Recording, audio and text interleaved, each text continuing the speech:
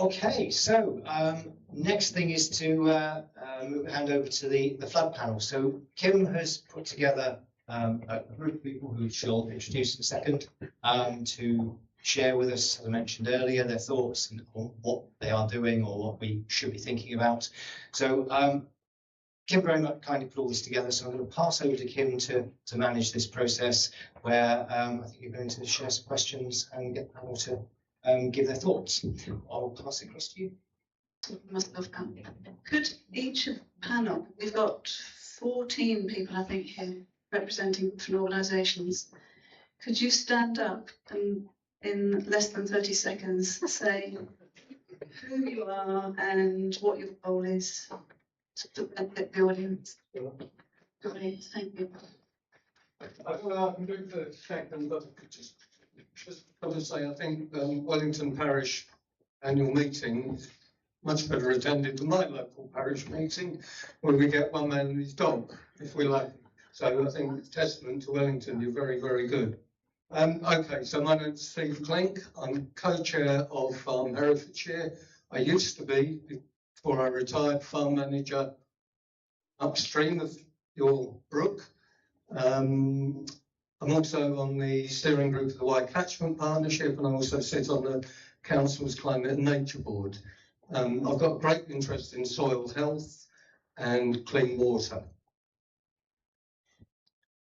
Hi, I'm Richard Davies. I'm the sewage manager for Dŵr Cymru Westwater, and I head up a team of an operational team who look after the public sewers in the Herefordshire area. And our involvement over the last couple of years has been due to a lot of inflow getting into our public sewer system, causing quite a few problems for some of the customers. So we've been working over the last 6-7 months with solutions and trying to put things in the ground to help the customers. My name's Colin Stratford. I'm the operations manager at Wellington Quarry and Clifton Quarry, which is in Worcestershire. I've taken over the quarry in April of last year, so I'm still learning my way around the quarry at the moment. Been in the quarry industry for 30 odd years. And this gentleman next to me is Nick, who's my assistant at Wellington Quarry, and he's based there all the time. So he reports to me. Hello, my name's Heather McLeod. I work for a consultancy called Have Water. We specialise in providing water management advice to developers and householders and a whole vast array of people. And we've been working with Herefordshire Quarries to develop the planning application for the quarry that's will be over the road from Wellington. Good evening, my name is Andrew Howell, Hereford Quarries, MD of Hereford Quarries. We currently operate from the former CMEX sand and gravel site and have done for circa 8 years, and we also operate from the Upper Lyde sand and gravel pit. And we're looking to obviously open up the Haywood Lane site the next couple of years. To my left is Tim Hall advising us. And Tim spent 50 plus years in the quarrying world, so a wealth of information there for us. Thank you. Okay, hi everyone. Steve Hodges, Herefordshire Council. I'm the lead on flood risk management within the authority. I was hoping to have a colleague, Rhiannon from WSP, one of our consultants here tonight, but unfortunately, you've only got me. She could. Sorry. Yes, so apologies from Rhiannon, but hopefully I can begin to answer some of the questions, and if I can't, I'll take away and come back. Good evening. My name's Anne-Claire Landolt, and I'm from the River Lyke Internal Drainage Board. So we're the Land Drainage Authority for special areas of drainage in Herefordshire, which includes Wellington and Wellington Marsh, and we're responsible for the consenting and and looking at planning applications. We also do maintenance on Wellington Brook and some of the brooks in Wellington Marsh. Not that we own them, we just do that to assist landowners. Hi, I'm Holly Thompson. I work for Herefordshire Wildlife Trust. I'm currently working on a project called Why Adapt to Climate Change. And the Wellington Brook catchment is one of my project areas that I'm focusing on. And that's still working. And we recently had some Environment Agency money to deliver some interventions in the catchment, looking at water quality improvements and natural flood management. So yes, I've been working in the catchment with some of the landowners and some of the community groups as well. Hi, I'm Sarah King. I also work with Herefordshire Wildlife Trust, and I manage the project Holly's working on, as well as the landscape recovery project, the Yscapes project, which is a wider Herefordshire project, also looking at water management.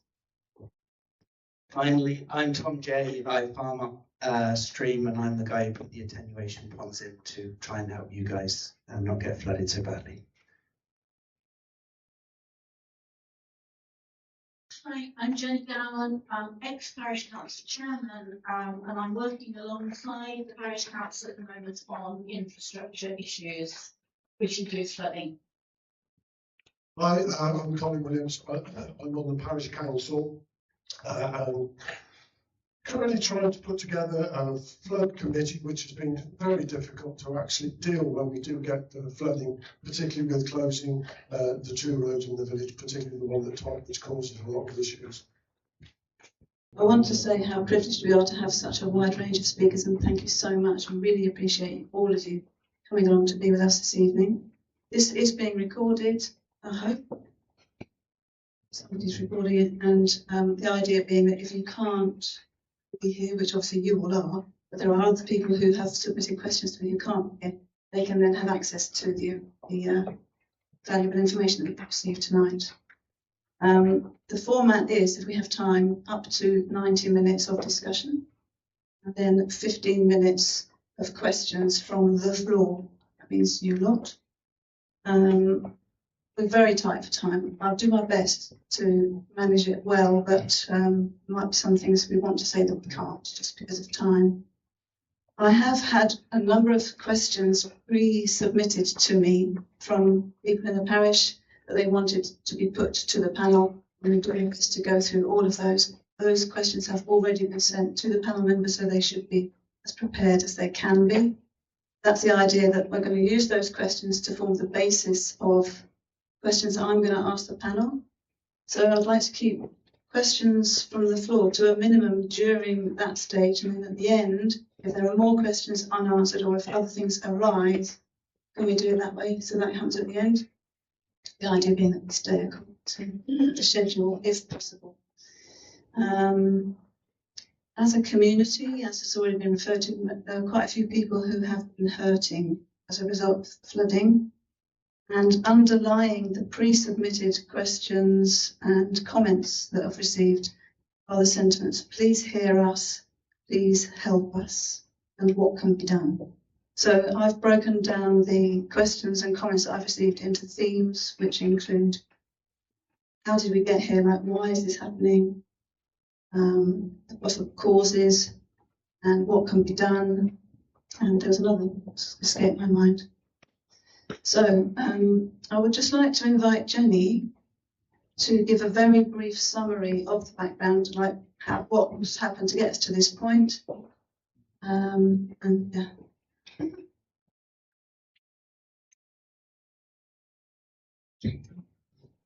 Okay, firstly, let me just say that, like all of you guys here tonight, I am only a parishioner.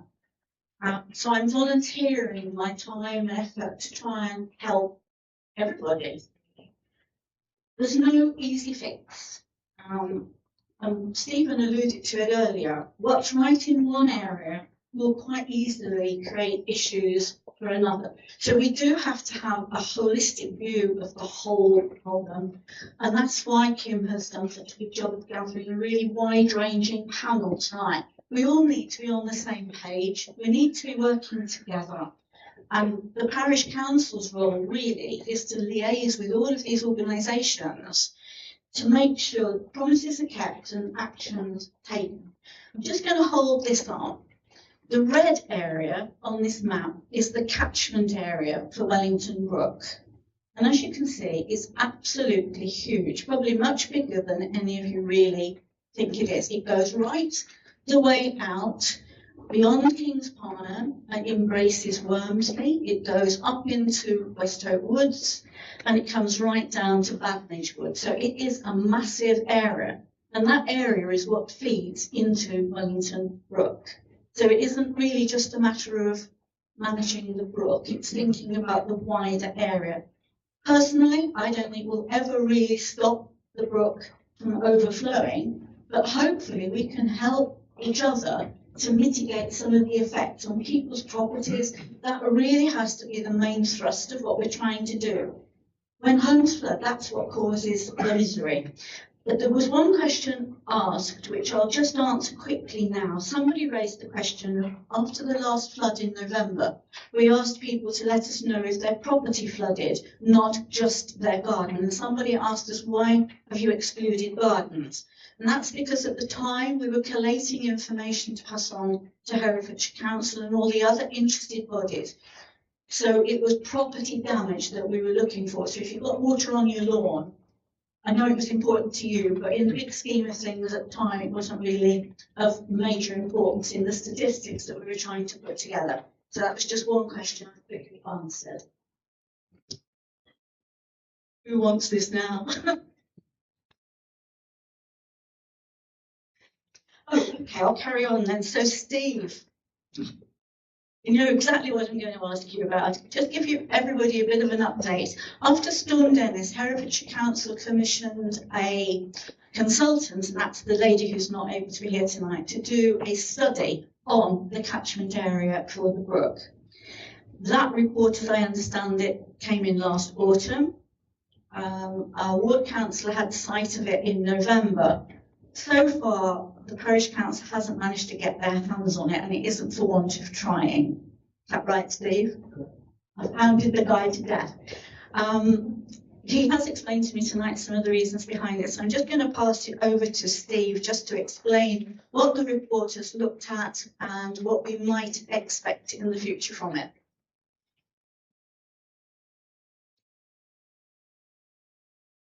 Yeah, I can attest to the fact that, yeah, Jenny has asked me a number of times. So, yeah.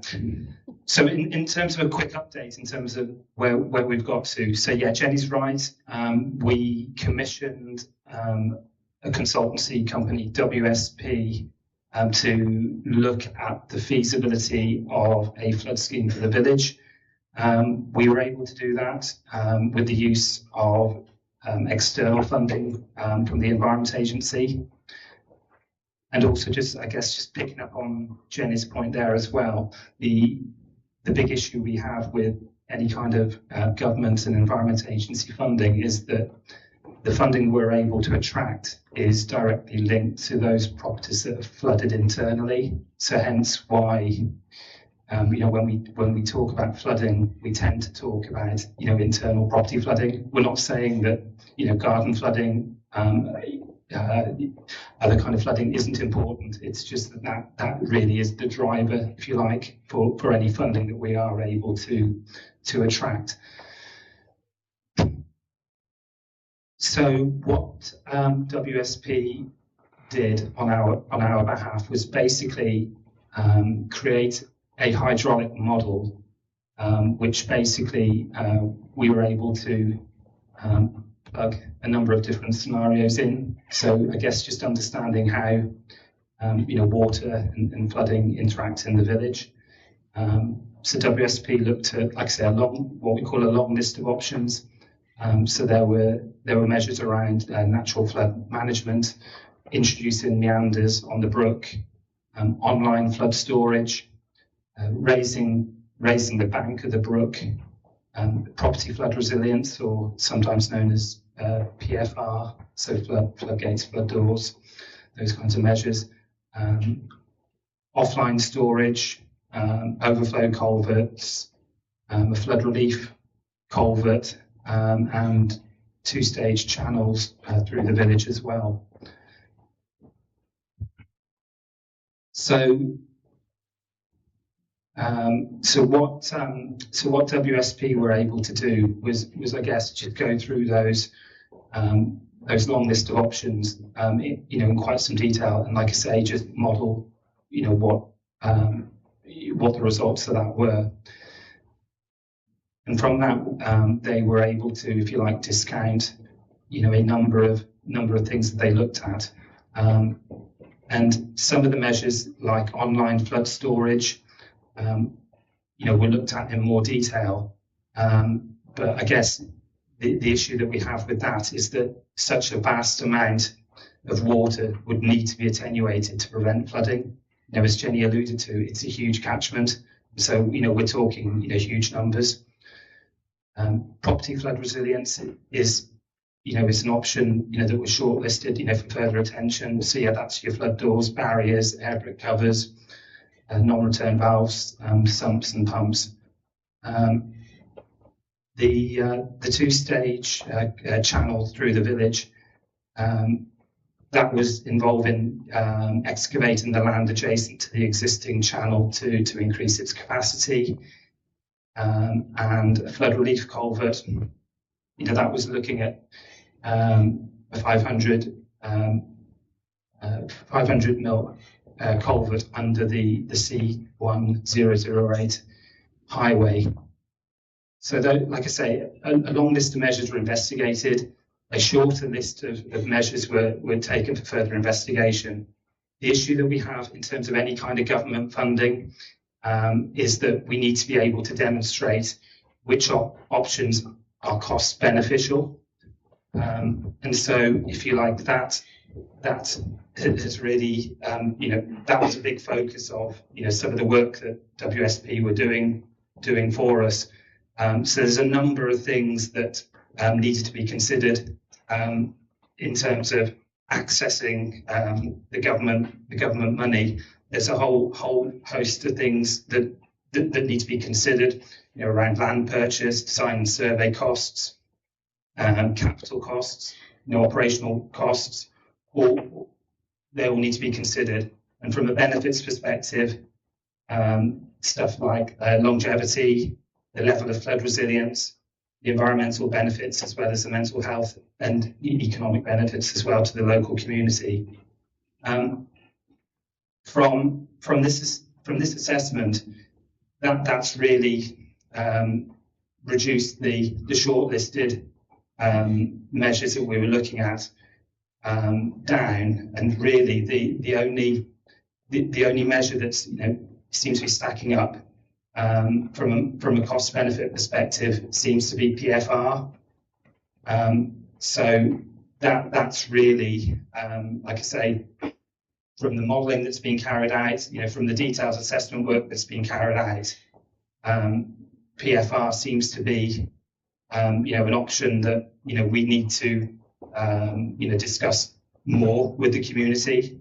As Jenny said, we've produced a report summarising, the work that's been carried out and how we've arrived at that situation. If Rhiannon was here, she was directly involved in that work, she'd be able to talk in, a much greater detail. But from Rhiannon's perspective, I'm happy to set up a further technical meeting with representatives from the community, from the parish council, to talk through that in more detail. And like I say, I'm happy to make sure that this report is circulated as well. I'll share that with Kim, make sure that that can be disseminated. So yeah, that's in a nutshell, that's kind of where we got to.